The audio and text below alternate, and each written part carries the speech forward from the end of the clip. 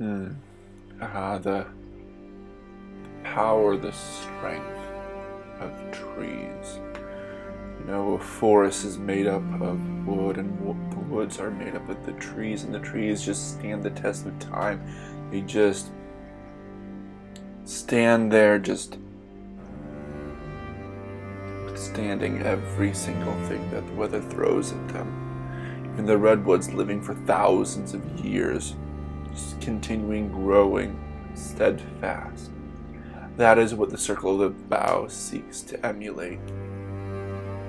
Hello, I am This Idiot, and welcome to This Idiot Speaks. This week we are going on the Circle of the Bough Druid. Come on and join me. This should be a lot of fun. Circle of the Bough. Many ancient beings roam the old forests of the world, and none are as noble and ardent defenders than the tree ants. These living trees roam the woods as shepherds, herding their flock through the millennia, tending to their needs and defending them if need be. Many practice druidic magics and often are teachers to those druid groves that they permit within their realms. Some still take on the role of guardian, manifesting the forest's wrath against would-be interlopers and usurpers who seek to take from their flock. These druids of the bough take on the aspects of the many varied and mighty trees of their lands and use their strengths to punish those who would harm nature's majesty. Prerequisite: in order to join this circle, you must be a tree ant. See the attached race used as the base for this class. And there is a link, which I will put. Cudgelled Limb. At second level, you add Shillelagh to your spell list if it was not already there. You can cast Shillelagh on your own limbs, hardening your arm into a tough cudgel, granting you a slam attack. At 6th level, the damage increases to 1d10. The damage is determined by the form you last wild growth into. This ability alters the first level spell Shillelagh. Wild Growth. This ability replaces the Druid Wild Shape ability. Starting at 2nd level, you can use your bonus action to magically assume the aspect of a tree as listed below. You can use this feature twice. You regain expended uses when you finish a short or long rest. While under the effects of Wild Growth, you gain 5 temporary hit points for each level you have in this class. This effect lasts 1 hour. You can revert to your normal form or switch aspects by using a bonus action on your turn. You automatically revert if you fall unconscious, drop to 0 hit points, lose all temporary hit points granted by the Wild Growth ability, or die. In addition, you can choose a tree to take the aspect of gaining enhancements determined by the tree. You begin with the aspect of the oak and willow to choose from, gaining access to the aspect of the bonsai and mangrove at 4th level, followed by the aspect of the yew and juniper at 6th level. Aspect of the oak: your bark hardens and your forms swell as you knot and twist into strong burls and large limbs. The strength of the oak fills you and gain the following effects. Your Cudgelled Limb ability deals bludgeoning damage.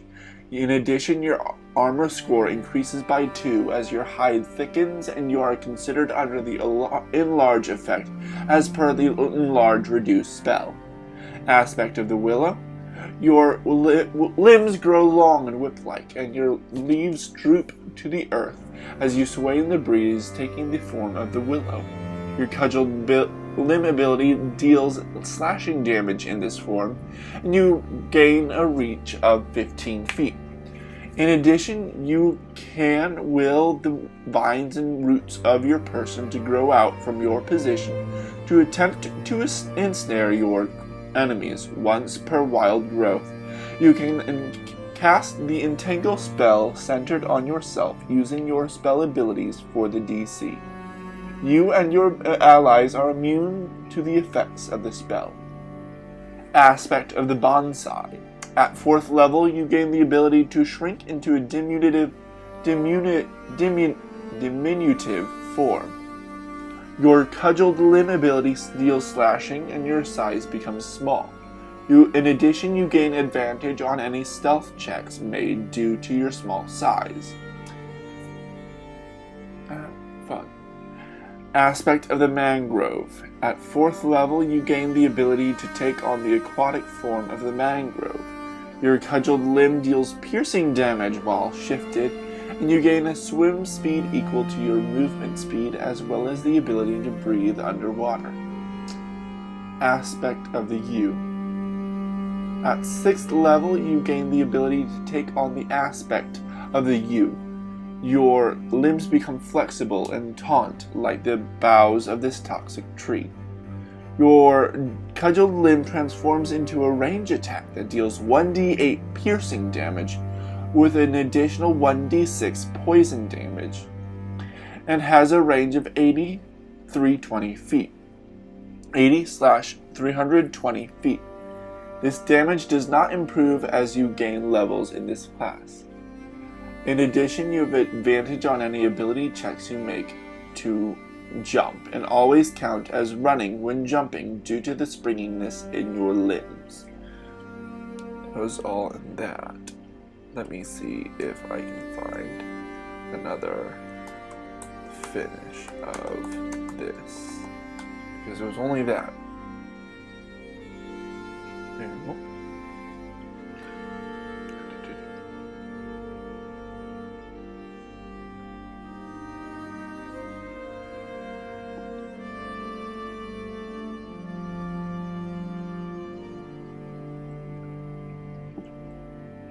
Here.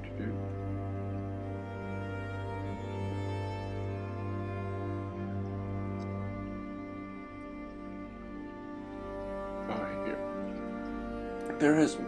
It wasn't what I've got. Aspect of the Juniper. I'm just gonna make sure. La la la la la. Got it. Good. Aspect of the Juniper. At 6th level, you gain the ability to take on the aspect of the medicinal juniper. Your Cudgelled Limb ability deals bludgeoning damage while in this form. As a bonus action, you can radiate a bolstering aura of pollen and life. All allies within 10 feet of you gain temporary hit points equal to 1d8 plus your druid level plus your wisdom modifier. This ability does not stack, so if you were to recast it, the new temporary hit points replace any that remain on allied characters that were given by this ability. In addition, you grow a single seed of rebirth that you can give to an allied character. For the duration of the wild growth, a character who has the seed of rebirth gains the following ability. If you are reduced to 0 hit points but not killed outright, you can drop to 1 hit point instead. This consumes the seed of rebirth. If you are knocked out of wild growth prematurely, the seed of rebirth becomes inert. An affront to nature. At 4th level, your anger at the civilized world and its structures becomes manifest. When using your Cudgelled Limb ability, you deal double damage against objects. Extra attack. Beginning at 6th level, you can attack twice instead of once whenever you take the attack action on your turn. Sticks and Stones. At 10th level, you gain the ability to throw rocks like your larger treant kin. This is a ranged weapon attack with the following statistics. Range 60 to 180, /180 feet, 1 target, 2d10 plus strength, dexterity or strength, bludgeoning damage. You cannot use the extra attack feature when making this attack. Awaken the Forest. At 14th level, you gain the ability to awaken your fellow tree spirits. This effect functions identically to the tree ant monster ability. The tree ant magically animates 1 or 2 trees it can see within 60 feet of it. These trees have the same statistics as a tree ant, except they have intelligence and charisma scores of 1, they can't speak, and they have only the slam action option. An animated tree acts as an ally of the tree ant. The tree remains animated for 1 day, or until it dies. Until the tree ant dies or is more than 120 feet from the tree, or until the tree ant takes a bonus action to turn it back into an inanimate tree. The tree then takes root if possible. Yggdrasil. This ability replaces the druid's timeless body and beast spells abilities. At 18th level, you gain access to the roots of Yggdrasil, the great world tree that connects all the realms of reality. This is a final aspect granted to you by your wild growth ability. You can take on the form of 2 of your aspects at once, and in addition, once per wild growth, you gain the ability to cast planar shift without the need for material components as you reach into the depths of the world tree to find the hidden paths to all the myriad realms of the multiverse.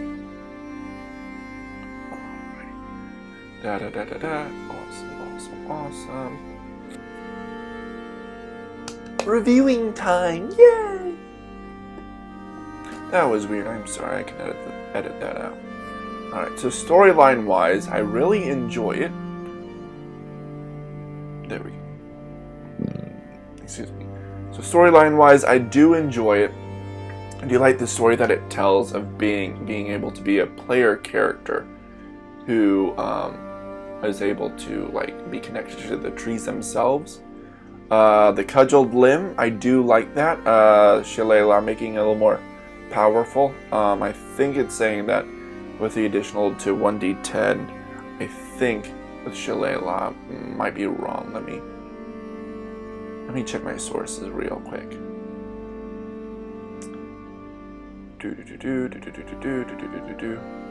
I do know that Shillelagh is not a first level spell. It is a cantrip.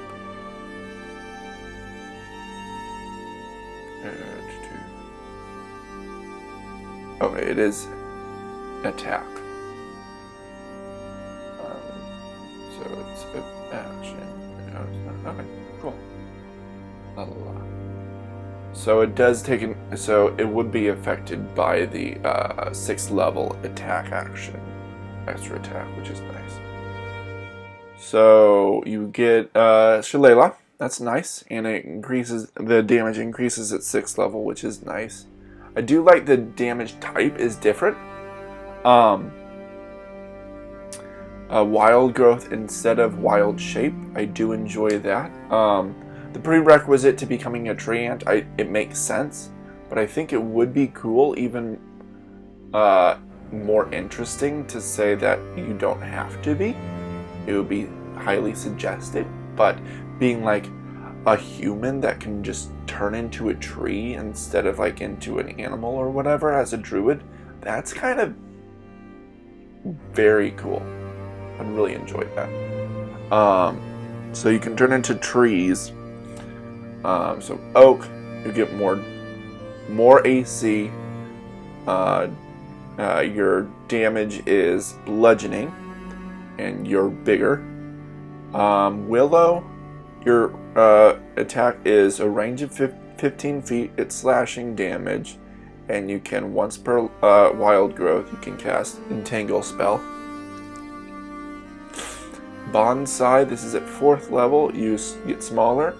It deals slashing damage, and you have advantage on stealth checks. Mangrove, you can swim equal to your movement speed, and you can breathe underwater, and it deals piercing damage as well as wild growth. It's 5 temporary hit points per level. So 2nd level it would be 10, 4 it would be 20, 6 would be 30, and so on and so forth. So that was Mangrove. The yew, your Shillelagh Cudgel Limb, instead of being like a melee, it's a ranged weapon that deals 1d8 piercing and 1d6 poison, and has a range of 80 to 320, which is pretty decent. It does not improve as you gain levels in this class. That makes sense. You have advantage on ability checks you make to jump and are always counted as running when jumping. That's pretty nice. Aspect of the Juniper. This is pretty nice. Helps do healing, so it deals bludgeoning damage. Bonus action, you can cause temporary hit points, which seems a bit much because it's Wisdom plus Druid plus 1d8. So Druid and Wisdom here. Wisdom is probably 5. Your Druid level is a 6. So it's at least 11. With the 1d8, max would be 17 here. Which is quite a bit. And then also the Seed of Rebirth. Which if someone is reduced to 0 hit points but not killed, you can make them drop to 1 hit point, and the Seed of Rebirth is consumed, which is interesting. Affront to Nature, you deal double damage against objects, which is cool. At 6th level you have extra attack. 10th level you can throw rocks, but it's only 1 attack. At 14th level, you can awaken the forest, causing, let's see, I think it was one or two trees that are basically like the tree ant, so it's kind of a summoning ability, which is cool. Then Yggdrasil, which is cool at 18th level instead. You can become 2 different forms at once, which is cool. And then you can also, once per wild growth, you can planar shift without the need, which is also very cool. So if any of these are overpowered or underpowered, let's see here. I don't really think so. I do like it that it's you can switch aspects using a bonus action. But you can also, when you lose all temporary hit points, you automatically revert. So you are a little beefier, but you're kind of not. Excuse me. I do like that the oak, you're a little beefier. Willow, you're a little more controlling of the battlefield. Bonsai, you're a little stealthier. Mangrove, you can swim, which is helpful. You can do more ranged damage. Juniper, you can like heal and buff others. And then awakening the forest, you get more allies, so you're a bit more tanky because you can summon those. Yggdrasil, you heal, or you can planar shift, which, let me see what planar shift is real quick. Oh, I know there's plane shift. I don't know if there's planar shift. Planar ally, planar binding. Nope. So it's plane shift. 7th level. Pretty nice.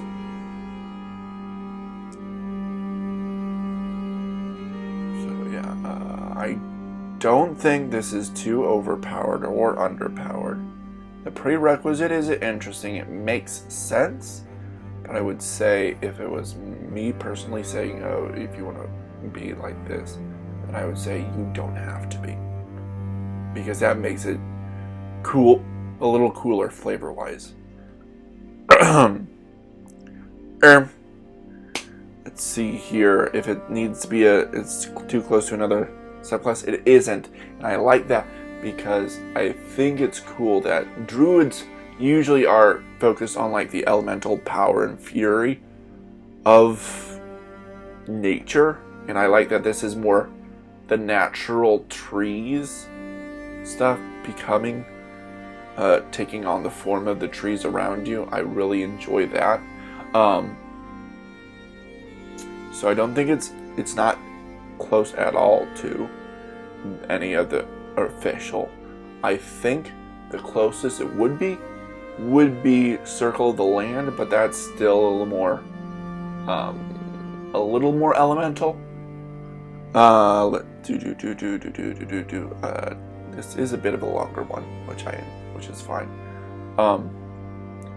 It has to be Druid. I don't think there's any other that it could be, which is nice.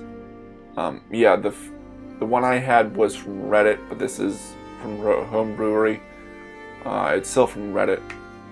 The one I had from Reddit, it ended on U, which is weird. So it's from Reddit. The author is... If I find the author, I'll let you know.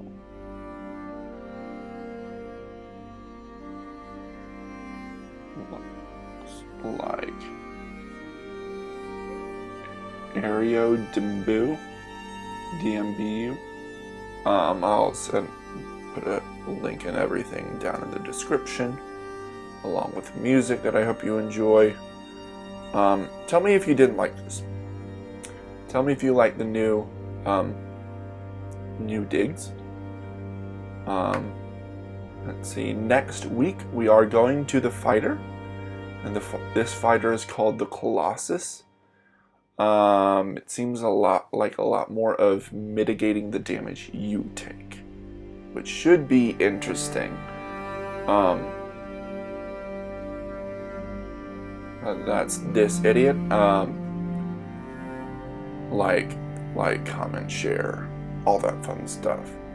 Take a look at my videos, past videos, subscribe if you want to. Tell me what you think of this subclass. I think it's interesting. Of course, I kind of like a lot of things. Yeah. Bye-bye. So long, auf Wiedersehen. All those other fun things.